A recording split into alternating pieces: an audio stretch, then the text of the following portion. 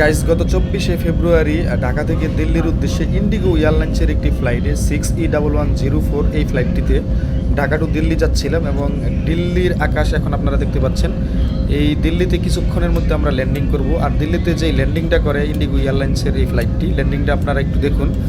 ল্যান্ডিংটা আমার কাছে soft landing মনে হয় নাই। আমি ইতিপূর্বে আরও অনেকবার প্লেনে জার্নি করছি এবং খুব সুন্দর ল্যান্ডিং হয়েছিল। এই ল্যান্ডিংটা আপনারা দেখলেই বুঝতে পারবেন।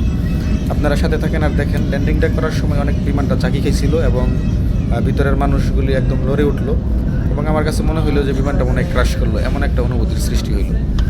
তো যাই হোক, কারা কারা প্লেনে চড়েছেন এবং এমন ল্যান্ডিং আরও পেয়েছেন কিনা অবশ্যই কমেন্ট করে জানাবেন। আর কারা কত সফট ল্যান্ডিং পেয়েছেন সেটাও জানাবেন আর কি। আর ইন্ডিগো এয়ারলাইন্সে কারা কারা চড়ার অভিজ্ঞতা রয়েছে অবশ্যই সেটা কমেন্ট করে জানাতে পারেন।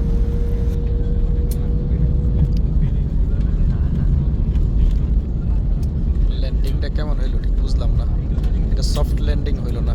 ঠিক আছে, একবারে যাইয়া ইন্ডিগো এয়ারলাইন্সে ঢাকা টু দিল্লি একবারে ব্রেক এই দিল্লিতে এখন ল্যান্ডিং করলাম, কিন্তু ল্যান্ডিংটা আমার সফট ল্যান্ডিং মনে হলো না, অনেক চাকি খেলো।